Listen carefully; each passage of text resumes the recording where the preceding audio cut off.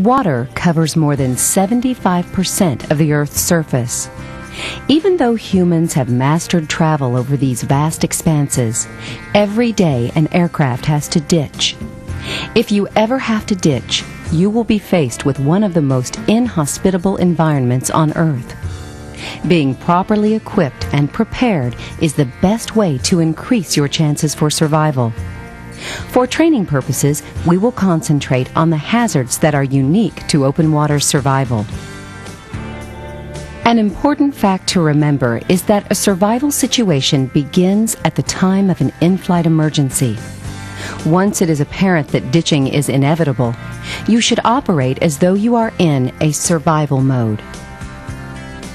The main objective is to get the aircraft safely into the water with as little damage as possible. There won't be much planning time, so it's important to consider some what-if situations ahead of time. Each crew member should have a specific task to perform. Use a checklist to ensure that all tasks are completed. A checklist also helps everyone to think and act in a rational and logical manner. A checklist is helpful in any emergency situation, including survival. Before ditching the aircraft, there are some fundamental steps to be considered. Communicate your distress signal early. Don't fall into the trap of denying what is happening to you. Delaying critical decisions like this can decrease your chance of being rescued. As soon as a problem arises, the pilot should report the identification of the aircraft's present position, the nature of the emergency, and the pilot's intentions. Life preservers should be donned before you make contact with the water. All passengers and crew members should be wearing an FAA-certified life preserver. Life vests should not be inflated until evacuation from the aircraft has occurred. Inflating life vests prior to evacuation may puncture the vest while also making it difficult to fit through the emergency exit. So wait until you have completely cleared the exit. It's important that your life vest fit properly. Properly means keeping your head high out of the water. The greatest loss of body heat is through your head and neck. You should also know how to inflate it manually in case the CO2 canister fails. Again, learn this maneuver prior to an emergency situation.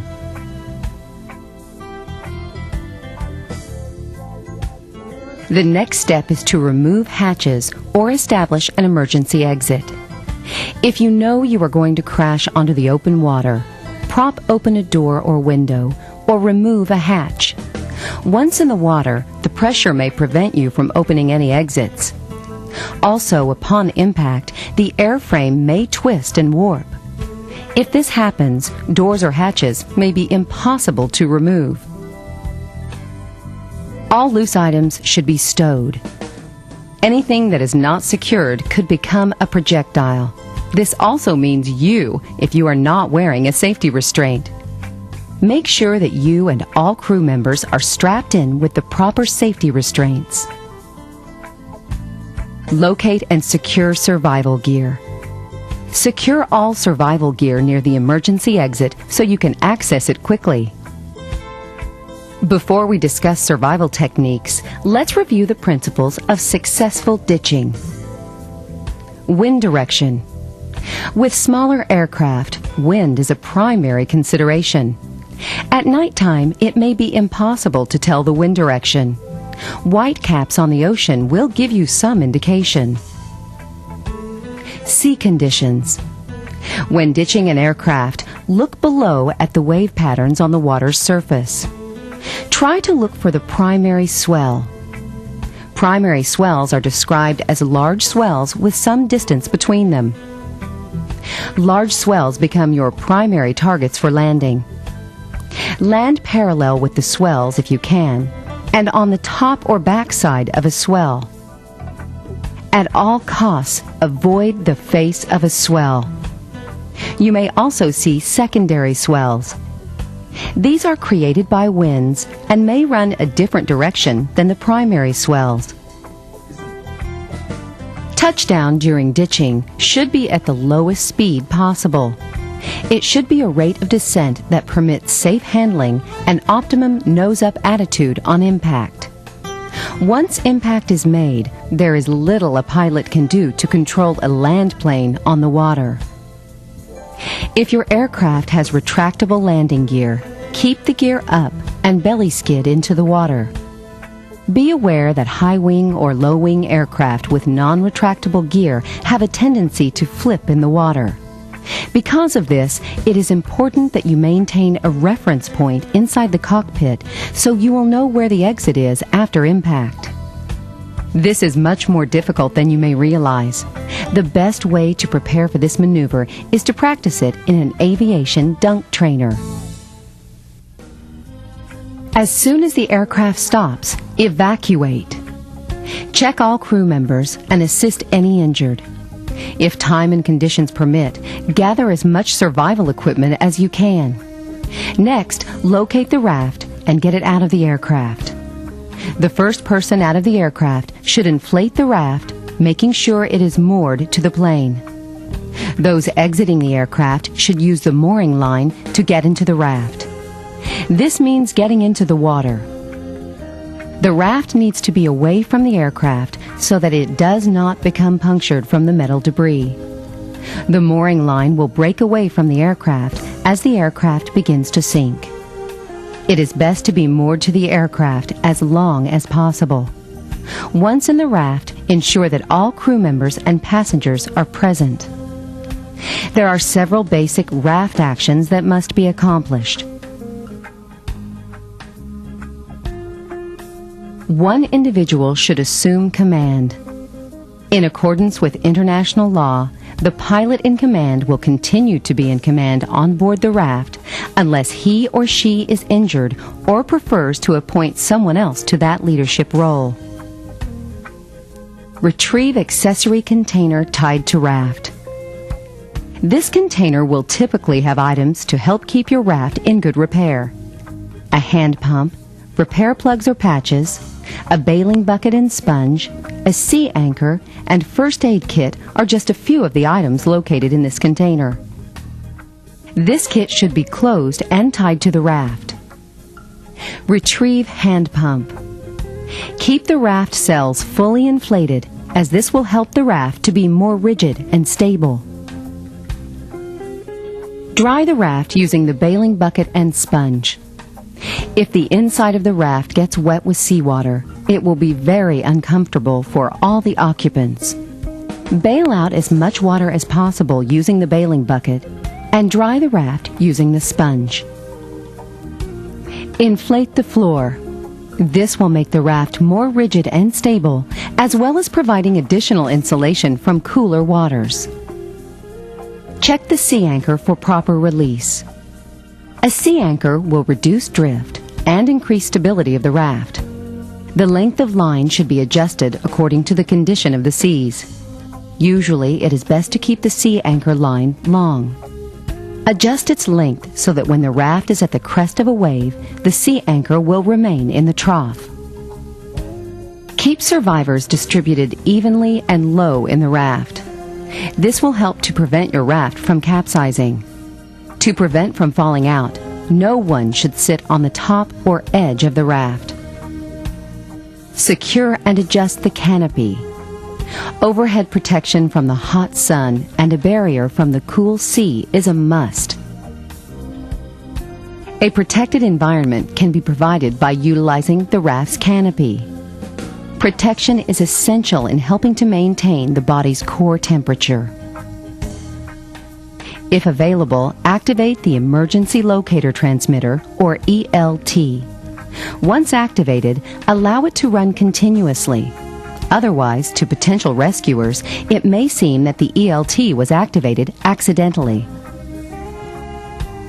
Gather and inventory all survival equipment from the aircraft, the raft, and all personal survival kits. It's a good idea to categorize all equipment and have it ready and available for quick use. But more importantly, make sure all items are tied down in the event that the raft flips over. Any medical problems that arise during sea survival can be debilitating and life-threatening. These problems should be treated as soon as they arise. Shock. After experiencing the emergency situation and ditching, survivors may suffer from shock. Once in the raft, it is important to keep everybody as warm as possible without overheating. By erecting the raft's canopy and raising the spray shields, the temperature will increase quickly. Some survivors may suffer from shock more so than others. Watch for those who turn pale and have cool skin. Shock victims may sweat and breathe rapidly. Their pulse may be weak but rapid. They may act dazed or be unconscious. If you notice any of these symptoms, suspect shock and treat it. Lay the victims flat with feet raised and keep them warm with extra clothing.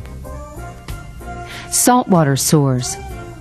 These are produced from a combination of the saltwater environment and the constant rocking and chafing action of the raft. These sores have a blister-like appearance and feel like a mild burn.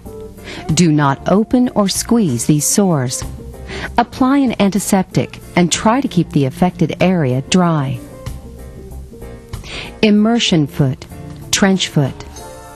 Immersion foot is an injury caused by prolonged exposure to damp conditions. The feet will have a cracked and pruned appearance. They will be red in color and will then become pale. The foot will swell and become very sensitive to the touch.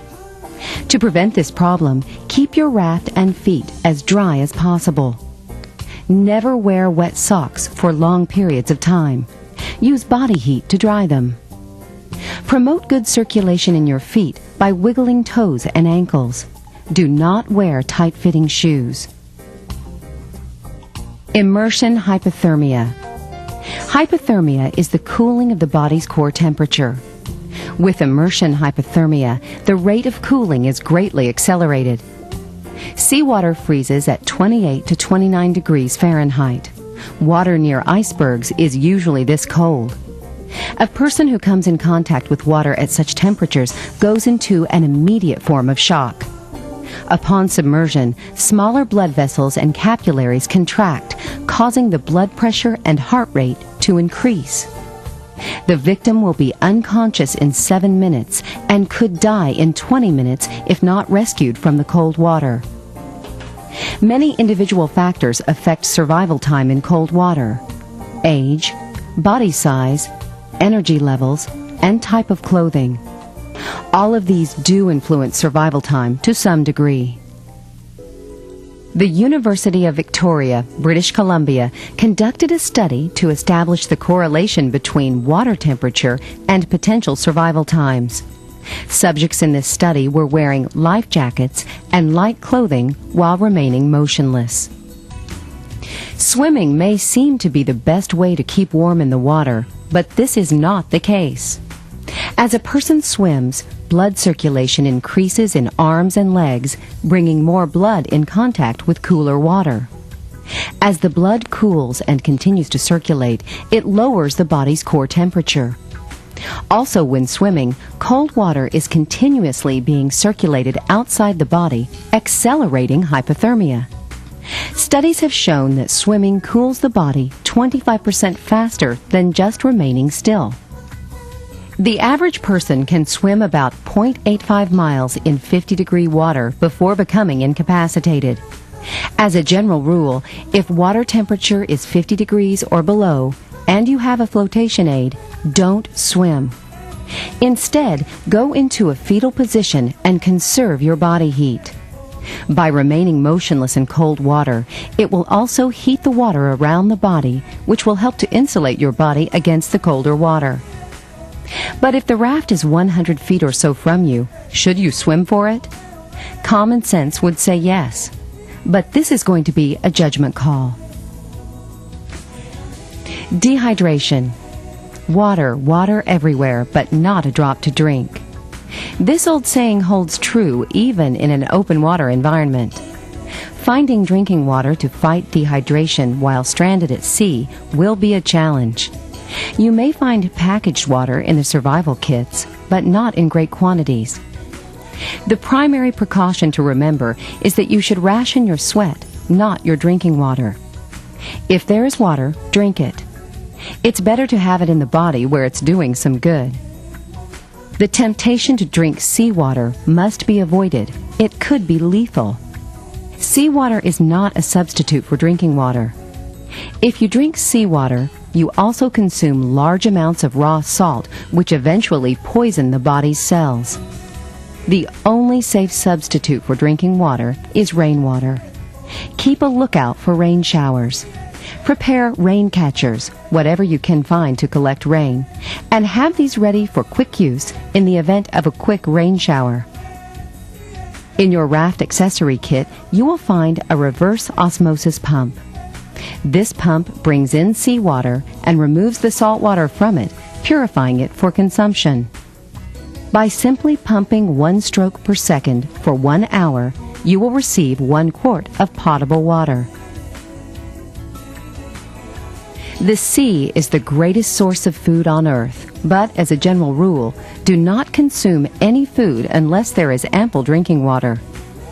Fish from the ocean can be eaten raw. Most all fish are edible, although there are a few that are poisonous to humans. As a general rule, if it looks like a typical fish, it is probably safe to consume. Fish that have the following characteristics should be avoided. Brightly colored fish. Fish having bristles or spines. Fish that puff up or expand. Or fish that have beak-like lips. Hazardous marine life in the ocean is more a psychological threat than a physical one. Most people who feel apprehension about what is down there do so primarily from fear of the unknown. A shark's primary role in the oceanic food chain is that of a scavenger. There are 300 or more species of sharks in the world's oceans, and of this number, only about 9 are considered a threat to humans. Chances are you will probably never see a shark. Concentrate your mental energies on something more productive, such as being rescued or performing tasks, instead of focusing on an unlikely shark attack. Sea snakes. Sea snakes occasionally come to the surface. Do not try to capture or provoke them, as their bites are lethal. Jellyfish and the Portuguese man-of-war. These invertebrates have a bulbous-shaped body and long tentacles that can reach 100 feet in length. The tentacles have stinging cells used to stun small fish. If a person comes in contact with these tentacles, it can deliver a painful sting. Both species use water currents as transportation and float just under the water's surface. Watch for these and try to avoid them. Here are several ways you can avoid hazardous marine life. Do not splash water around your raft. This is an attraction to sharks. Throw all body waste far from your raft. If possible, enclose it in a plastic bag before discarding. Keep all hands and feet inside the raft. Try to keep all blood and wounds out of the water. Keep clothing on. Wear layers for protection. Do not fish if you know sharks are in the area. Stay in the raft at all times. Survival has but one goal: rescue. The survivor's chief responsibility is to get the attention of the rescuer. Remember that extraction can be accomplished through many means. Rough seas can present a challenge to the most experienced of rescuers. If rescue by helicopter is evident, there are some precautions you need to take to ensure a safe rescue. Let the helicopter come to you. As it approaches, it will typically drop a pickup device in the water and drag it to your position. While this is occurring, you should partially deflate the sails of the raft. This will prevent the raft from becoming airborne and damaging the helicopter. As the device is being lowered, there will be a buildup of static electricity, so do not touch the device before it has made contact with the water. Once the helicopter gets in the optimum position, it will hover. You can then approach the device. Due to the downwash from the helicopter rotors, it will be very difficult to see. Try to keep the rescue device in sight. If possible, a rescue diver will be lowered with the device to assist you. If you have to don or enter the device on your own, look for simple one-word directions. When secured to the device, let rescue personnel know. Give a splashing thumbs up. But remember, rescue personnel may not be able to see due to the rotor wash, so exaggerate your signal. Remain still on the way up. There is a possibility that the device may start to spin. Try to keep your movements minimal. Do not assist when entering the helicopter. Listen for instructions. Let rescue personnel remove the device from you. The particular pickup devices used to extract survivors is dependent on the type of helicopter used. Rescue strop. Sometimes called the horse collar, the rescue strop is essentially a padded loop. The strop is designed to fit under the arms and around the torso. To don the strop, take the open strop and roll it around the torso. Make sure that the strop fits underneath the armpit area. Next, take the D-ring, the end that is not connected to the cable, and bring it to the front and insert it through the sliding buckle. Then connect it to the hook. Locate the safety strap and place it between the legs, attaching it to the sliding buckle.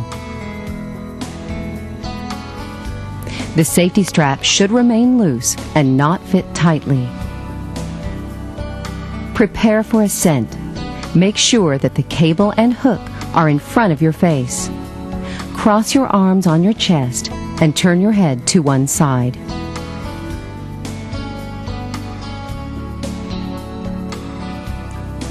The penetrating rescue seat is a device designed to accommodate 1 to 2 downed rescue victims.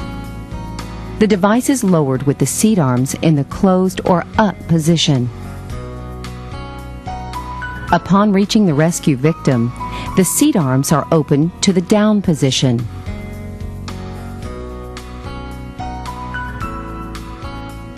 The victim straddles the seat arms, wraps the safety strap around the torso, and snaps it to the D-ring on the device body, and gives the rescue crew the ready-to-lift signal. The victim should hug the device body and turn their head to one side. If 2 persons are to be lifted, they should hug each other.